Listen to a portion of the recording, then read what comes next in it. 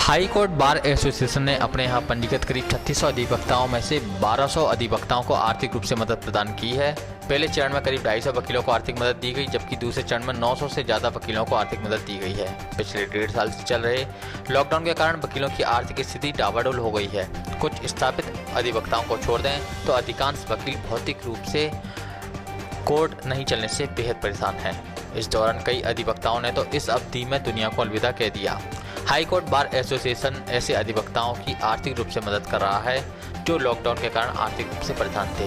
उन्हें एक मुफ्त राशि भी प्रदान की गई है। इसके अलावा कोरोना संकट काल में अस्पताल में भर्ती रहे वकीलों को 10,000 रुपये की आर्थिक मदद दी गई है, जबकि होम क्वारंटाइन में रहे अधिवक्ताओं को 5,000 रुपये की बार एसोसिएशन ने आर्थिक मदद की है। बार एसोसिएशन की माने तो हर तीसरा अधिवक्ता किसी न किसी रूप से मदद पा सका है। ग्वालियर में हाई कोर्ट, जिला न्यायालय, तहसील और कुटुंब न्यायालय में करीब 3,500 से ज़्यादा अधिवक्ता प्रैक्टिस करते हैं। कोरोना संक्रमण के कारण कोर्ट में इन दिनों वर्चुअल हियरिंग चल रही है, जहां सिविल मामले में सुनवाई नहीं आ रही है, सिर्फ जमानत प्रकरणों पर ही सुनवाई हो रही है। सिविल के कुछ नए मामले जरूर कोर्ट ने उठाए हैं, इस कारण वकीलों की प्रैक्टिस प्रभावित हुई है। अधिकांश अधिवक्ता वकालत के अलावा दूसरा काम नहीं करते हैं, उनके सामने रोजी रोटी का भी संकट आ गया है। हमारे संवाददाता ने अतिरिक्त महाधिवक्ता एवं अध्यक्ष high court bar association MPS Raghuvanshi से बात की। देखिए, मकसद यही है कि कोविड-19 संक्रमण के चलते हमारे जो अभिभाषक बंधु हैं उनके जो आर्थिक स्थिति है उस पर बहुत गहरा और विपरीत प्रभाव पड़ा है, और इस पर विचार करते हुए उच्च न्यायालय अभिभाषक संघ द्वारा निर्णय लिया गया कि 14/5/2021 की मीटिंग में कि जो हमारे अभिभाषक बंधु हैं जिनको अभी तक इस प्रकार की कोई आर्थिक सहायता नहीं मिली है, उनको एक निश्चित अमाउंट का आर्थिक सहायता की जाए, जिससे वो इस विषम परिस्थिति में खड़े रहें।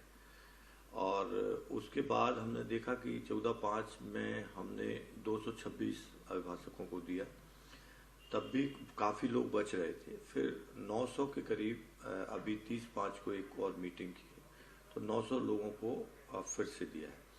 साथ में ही जो लोग संक्रमित हो गए थे और हॉस्पिटलाइज थे उनके लिए 10,000 रुपये हमने स्वीकृत किया हुआ है, और जो लोग होम क्वारंटाइन थे उनको 5,000 रुपये।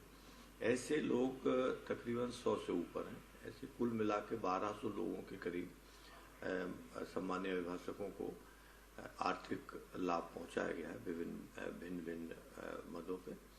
और मेरा मानना है कि ज़्यादातर लोगों को इससे आर्थिक लाभ पहुंचेगा, क्योंकि टोटल हमारे यहाँ 3600 वोटर्स हैं और उसमें से 1,200 को पहुंच गया, मतलब हर तीसरे अभिभाषक को लाभ पहुंचा है। इन विषम परिस्थितियों में एक अच्छा उनको सहारे के रूप में काम हुआ। मैं ईश्वर से ये भी प्रार्थना करता हूँ कि जल्दी जल्दी ये बीमारी संक्रमण हमारे समाज से चला जाए, जिससे हम लोग पुनः अपनी वापस जो रूटीन की ज़िंदगी थी, जो रूटीन की कोर्ट लाइफ थी हमारी, उसमें जाए। फिजिकल हियरिंग नहीं हो रही है, कई जो अभिभाषक हैं वो उनको दिक्कतें आ रही हैं। देखिए, केवल फिजिकल हियरिंग ना होना उसका कारण नहीं है।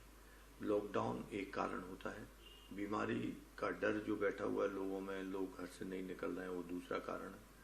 तीसरा कारण है गवर्नमेंट अपना काम ताकत से नहीं कर रही है, पूरा कोई भी ऑर्डर्स नहीं हो रहे हैं, तो उच्च न्यायालय में जो लिटिगेंट है वो नहीं आ रहा है। तो फिजिकल हियरिंग अकेली होना काफ़ी नहीं है उसके लिए, पर बाकी सभी चीज़ें भी चूँकि साथ साथ चल रही हैं, और ऐसे जो संक्रमण काल है इसमें लोग जीवित कैसे रहें इस पर विचार ज़्यादा कर रहे हैं।